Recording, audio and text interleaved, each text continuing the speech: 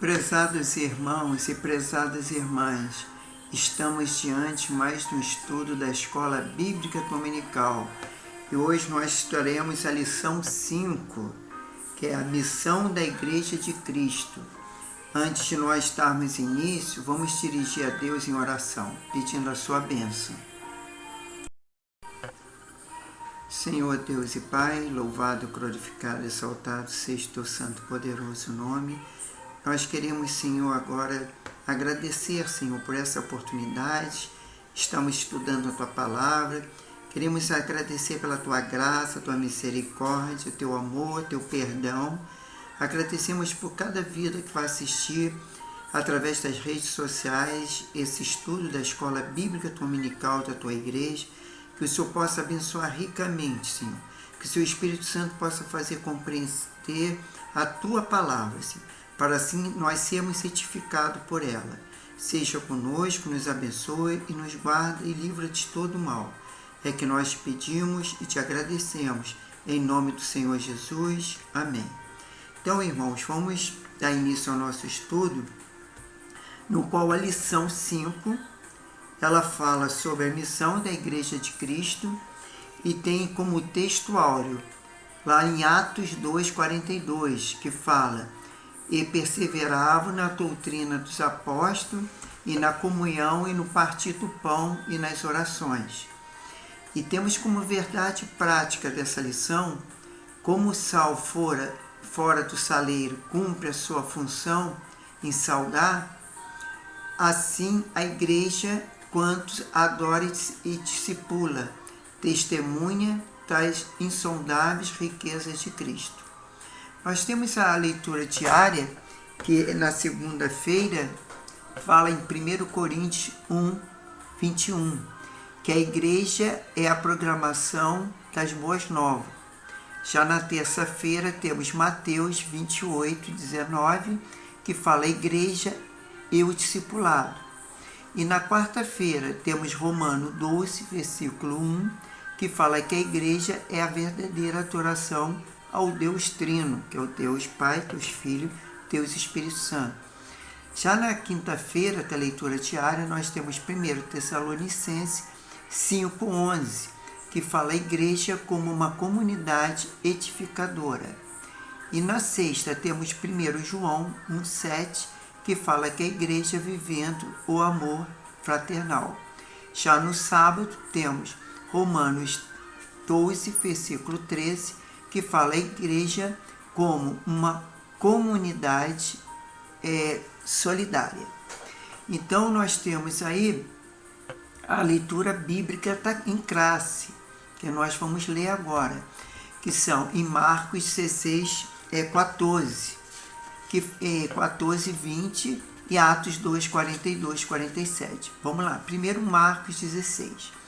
No versículo 14 fala que finalmente apareceu aos 11, estando eles assentados, e justamente lançou-lhe em rosto a sua incredulidade e a dureza do coração, por não haveres crido os que tinham visto já ressuscitado. Já no versículo 15, e disse-lhe: ide por todo o mundo, pregai o evangelho a toda criatura. No 16, quem crê e for batizado será salvo, mas quem não crê será condenado. Já no versículo 17, esses sinais seguirão aos que crerem em meu nome. Expulsarão o demônio e falarão novas línguas. Palavra de Jesus.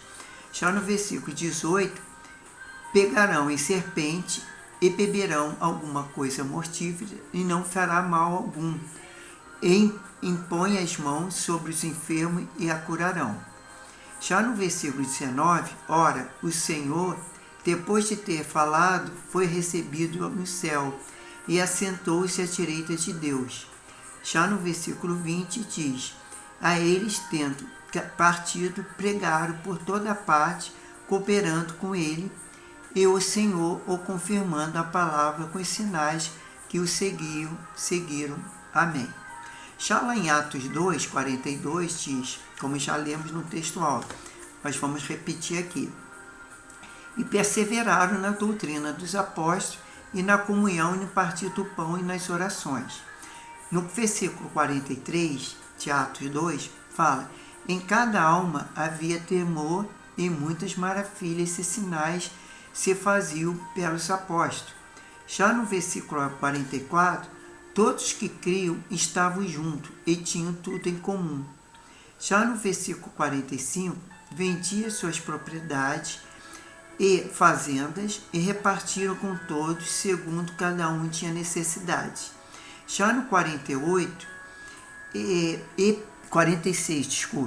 e perseveraram unanimemente nos dias no templo e partindo pão em casa, comiam junto com alegria e singeleza de coração.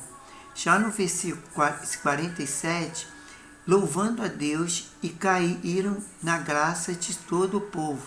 E todos os dias acrescentava o Senhor à igreja aqueles que haviam de ser salvos.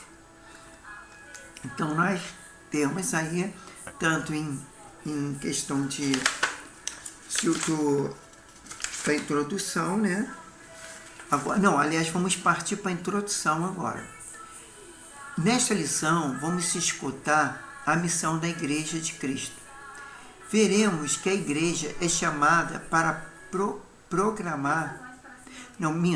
Nesta lição, vamos estudar a missão da Igreja de Cristo e veremos que, quando participa a grande comissão, são deixadas pelo seu fundador, Jesus Cristo, conforme Mateus 18, 19. Como consequência dessa realidade, veremos que a igreja é uma comunidade adoradora, de comunhão e, finalmente, é uma comunidade que exerce um grande papel no presente século.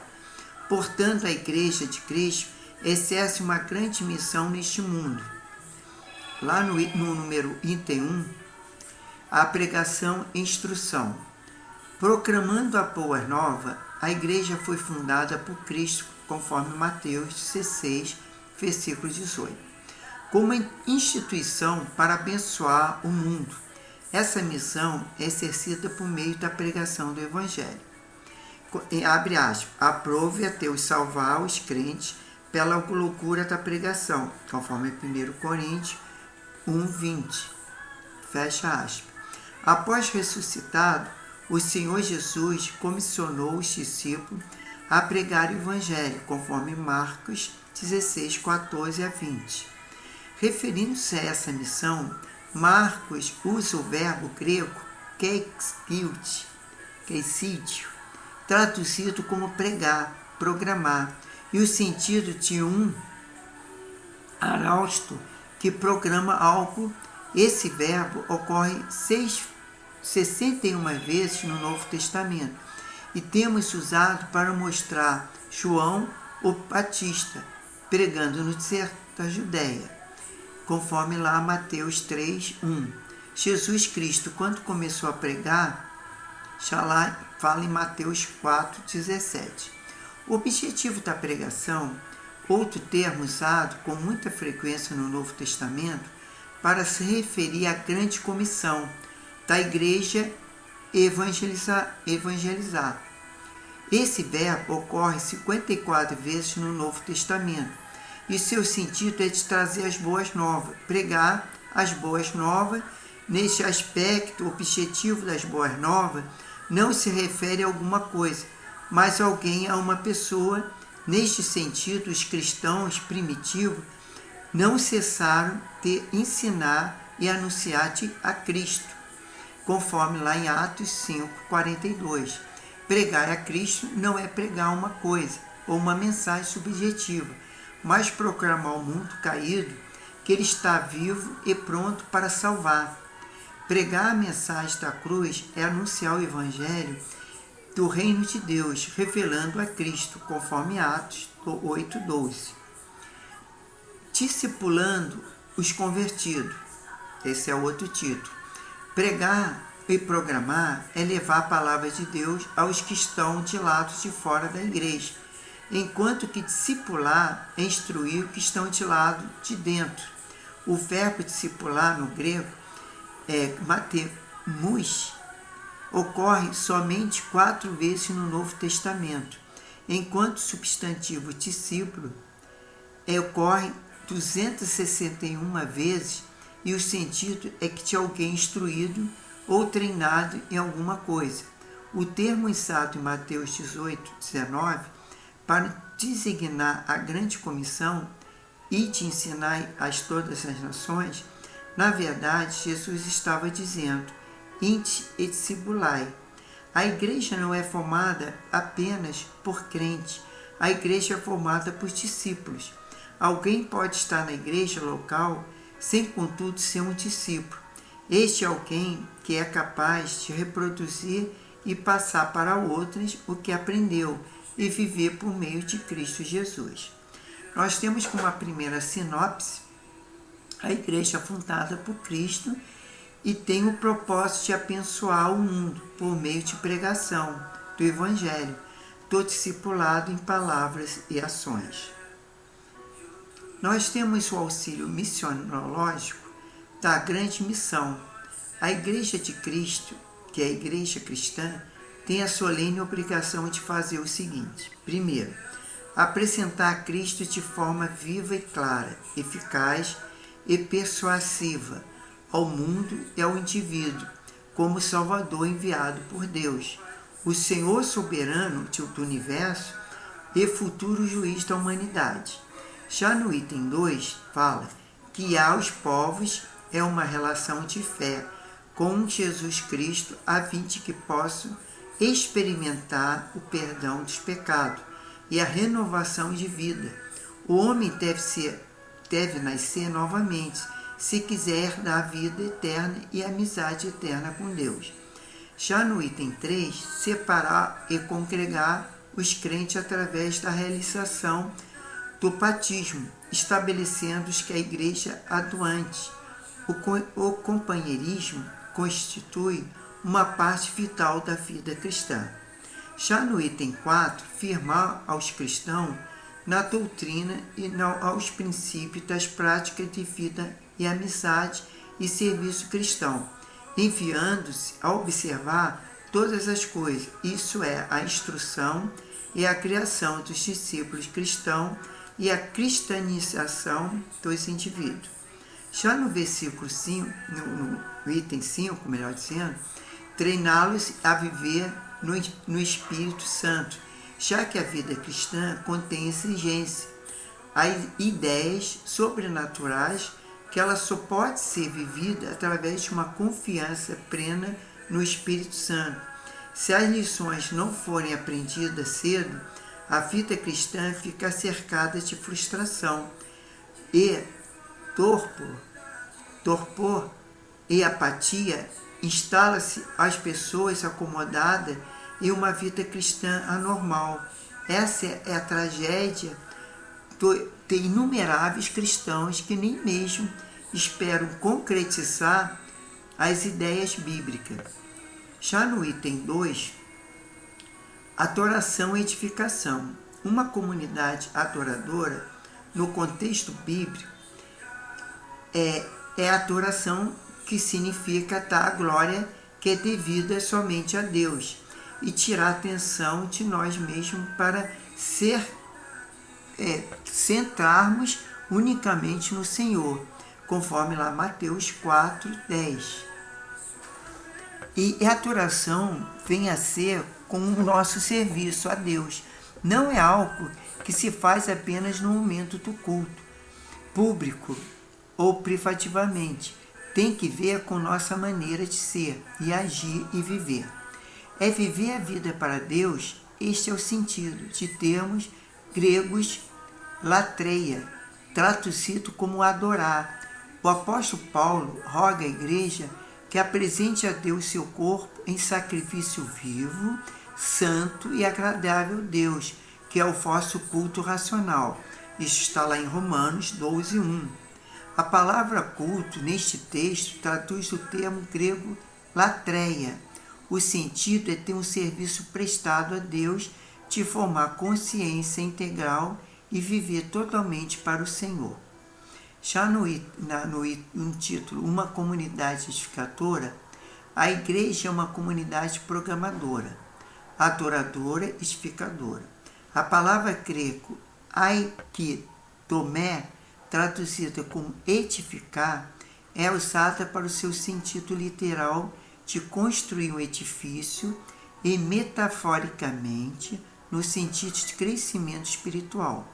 No primeiro sentido, é usada por Jesus em referência à casa edificada sobre a rocha, conforme lá em Mateus 7, versículo 24. E no segundo sentido, em Efésios 4, versículo 12. Nessa última referência, o apóstolo Paulo diz que Deus pôs na igreja os apóstolos e profetas, os evangelistas, os pastores e os mestres, para a edificação do corpo de Cristo. Este, por exemplo, é o objetivo dos dons espirituais, trazer edificação à igreja, conforme 1 Coríntios 14, 3. Assim, quem fala em línguas, em público, sem interpretação, edifica a si mesmo, conforme 1 Coríntios 14, versículo 4. Contudo, não edifica a igreja, que não entendeu o que foi dito, conforme 1 Coríntios 14, 5. Dessa forma, o apóstolo Paulo exorta os crentes a buscarem edificar uns aos outros, conforme 1 Tessalonicenses 5, 11. Temos como a segunda sinopse a genuína adoração, edificação mútua, é o fruto de uma vida de devoção a serviço de Deus em contínuo crescimento. Já no item 3, fala o título A Comunhão e Socialização, que tem no item 1 como a fé na esfera fraternal. Um dos pilares da igreja primitiva estava na comunhão, conforme Atos 2,42. A palavra grega koinonia, traduzida aqui como comunhão, ocorre 19 vezes no Novo Testamento, e seu sentido é literalmente de parceria, quer dizer, participação. A comunhão espiritual, se somos cristãos e andamos na luz do Evangelho, devemos viver na comunhão, conforme 1 João 1,7. Onde não há comunhão entre os crentes, também não há igreja solitariamente edificada. Não há, portanto, a igreja onde seus membros vivem isolados e não mantêm comunhão com os outros. Já no item 2 tem o título A Unidade e a Fraternidade. A igreja do Novo Testamento se expressa por meio de da unidade fraternal entre seus membros, conforme 1 João 1,3. Jesus orou pela união fraterna dos seus discípulos, conforme João 17, 21. Um dos grandes males da igreja ordena está justamente na quebra da comunhão cristã, o que tem provocado grande fragmentação do corpo de Cristo. Devemos, portanto, nos esforçarmos por manter a comunhão cristã em nossa igreja locais, conforme Hebreus 13, 16. Já no item 3 temos como o título A Fé na Esfera Social. A fé cristã também precisa ser expressa na esfera pública. Ela tem o seu lado social e, por um lado, é substantivo grego, kaionomia, significa comunhão, que, por outro lado, o verbo grego koinoeo possui também o sentido de ajuda e contributiva e partilhar. É usado por Paulo com esse sentido em Romanos 12, 13. O sentido neste texto é o socorrer os mais pobres em suas necessidades. O apóstolo Paulo elogiou os filipenses por serem conscientes da dimensão social do Evangelho, conforme lá Filipenses 4,15. Não se trata apenas de matar a fome dos pobres, deixando-os vazios de Deus. É o exercício da fé cristã na sua integralidade e a igreja. Portanto, não se pode exercer sua fé da maneira bíblica, esquecendo dos mais carentes e o mais pobre. Jesus ressaltou que esse fato, conforme lá em Mateus 25, versículo 35 e 36, O que modelo de igreja somos quando poucos temos muitos e tem tão poucos? O apóstolo exorta a igreja para atentar para esse fato, conforme Tiago 2, 15 e 16. Temos como a terceira sinopse o amor manifesto em ações, evidenciando a comunhão entre os irmãos, contribuindo social da igreja como uma expressão de fé e na esfera pública. Como o auxílio teológico é o papel social da igreja. Qual é o papel social da igreja? O nosso próximo é uma pessoa, um ser humano, criado por Deus. E Deus não o criou como a alma sem o corpo, para que pudéssemos amar somente sua alma, nem como um corpo sem alma, para que pudesse preocupar exclusivamente com o seu bem-estar físico, nem pouco com sua corpo e alma, em isolamento, para que pudesse preocuparmos com somente o corpo de um indivíduo, sem nos preocupar com a sociedade, os que vivem. Não, Deus fez o homem para ser espiritual, físico e social, como ser humano, o nosso próximo pode ser definido como corpo, alma em sociedade. Portanto, é a obrigação de amar o nosso próximo nunca pode ser reduzida para somente uma parte dele. Se amarmos o nosso próximo como Deus amou, o que é mandamento para nós, então, inevitavelmente, estaremos preocupados com o seu bem-estar total. O bem-estar do seu corpo, da sua alma e da sua sociedade. É verdade que o Senhor Jesus, ressurreto, deixou a grande comissão para a sua igreja pregar o Evangelho e fazer discípulo. É sua comissão e ainda obrigação da igreja, mas a comissão não invalida o mandamento, como se amarás o teu próximo tivesse sido substituído por pregação do Evangelho, nem tampouco interpreta amar os próximos em termos exclusivamente. Então temos aí a conclusão, vimos que a Igreja de Cristo tem uma grande missão aqui na Terra. Ela foi chamada para ser sal e luz. Como sal, ela salgará o mundo com a mensagem da cruz e sua sociedade que está corrompida pelo engano do pecado. Como luz, ela resplandecerá nas densas trevas que cobrem o mundo sem Deus, ao mostrar Jesus Cristo ao mundo perdido e produzir aos discípulos e transformá-los em adoradores. A igreja cumpre a missão para a qual foi chamada. Quer dizer, nós fomos chamados para sermos luz e sal da terra. E temos aqui, revisando o conteúdo. É como, no número 1, a primeira pergunta: como exercida a missão na igreja? Resposta: por meio da pregação do Evangelho. Aprove Deus salvar os crentes pela loucura da pregação, conforme 1 Coríntios 1, versículo 21. A segunda pergunta: qual é o sentido substantivo discípulo? Resposta: o sentido é de alguém instruído e treinado em alguma coisa. Terceira pergunta: o que é adoração? Resposta: no contexto bíblico, adoração significa dar glória a Deus, que é a devida somente a Deus, e tirar a atenção de nós mesmos para centrarmos unicamente ao Senhor, conforme com Mateus 4, 10. Isso quer dizer, adoração, para completar, significa, somente dar glória a Deus. Nada que a gente faz, nada que acontece na nossa vida, nós não podemos nos glorificar, mas sim agradecer e dar glória a Deus por tudo que acontece, entendeu? E mesmo, às vezes, a gente pensa assim, isso, eu vou dar glória a Deus porque eu recebi uma bênção, eu recebi algum favor de Deus. Mas até no sofrimento, até quando a gente bate o pé numa pedra ou tropeça, a gente tem que glorificar a Deus em tudo está glória, em tudo glorifica a Deus, em tudo está adoração a Deus, em tudo está graça. Isso é que diz a palavra de Deus e nós temos que obedecê-la. Já na pergunta número 4, qual o sentido da palavra comunhão? A resposta: o seu sentido é literalmente de parceria, participação e comunhão espiritual.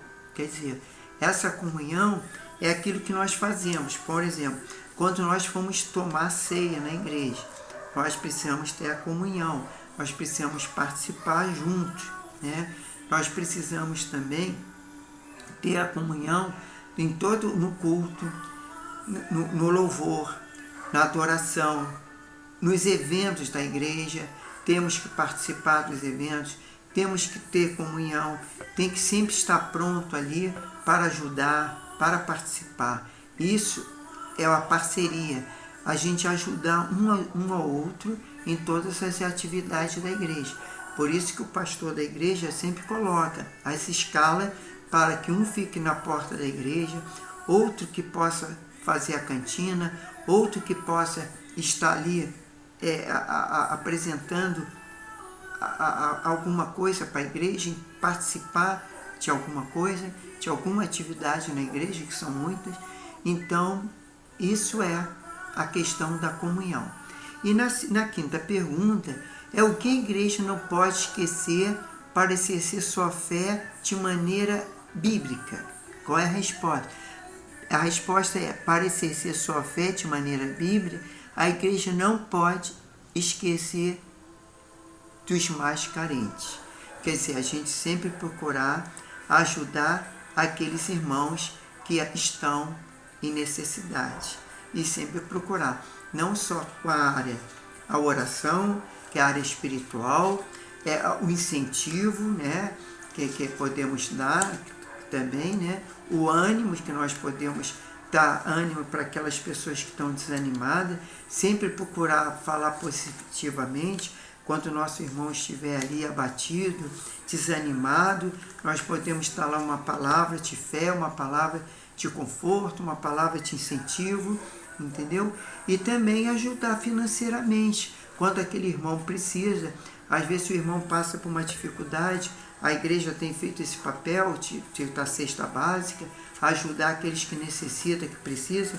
É claro que a palavra de Deus diz que a gente tem que ajudar primeiro os da fé, mas também nós ajudamos aqueles que vêm na igreja, que não são da igreja, não são nossos irmãos em Cristo, mas que vêm pedir alguma coisa, um alimento, e nós procuramos sempre ajudar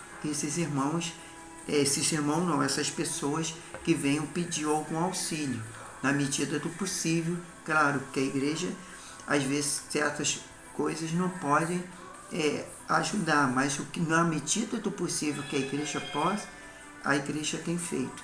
E é isso. Quem é a igreja? Somos nós. Então nós que devemos fazer isso para cada irmão, cada pessoa que aparece, e também para cada irmão, correto? Bom, na próxima lição, que é a lição 6, que é o domingo que vem, nós vamos falar da igreja como organismo e organização. Como é que a igreja ela tem como organismo e como é que ela é organizada. E nós estaremos aí na questão, na próxima semana, junto novamente, para todos aqueles que têm nos acompanhado nesse estudo bíblico da escola dominical. E eu tinha prometido, eu quero pedir aos irmãos desculpa, que eu fiquei de botar no grupo da igreja a revista. Claro, alguém pode dizer, mas você já colocou a revista lá, já está lá.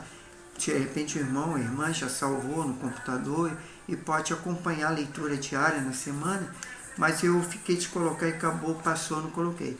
Mas eu vou colocar, entendeu? Agora para esses irmãos, aqueles que perderam no Zap, pode ter novamente a revista para poder estudar e acompanhar a lição.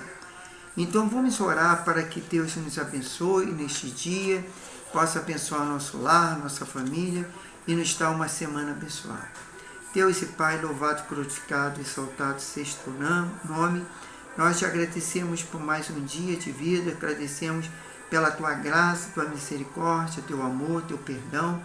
Pedimos perdão pelos nossos pecados, nossas faltas, tudo aquilo que fazemos que não te agrada, que o Senhor possa nos dar discernimento, sabedoria, orientação, inteligência estratégica para vencermos o pecado, vencer as ciladas do inimigo, e que possamos ter um dia de paz, tranquilidade.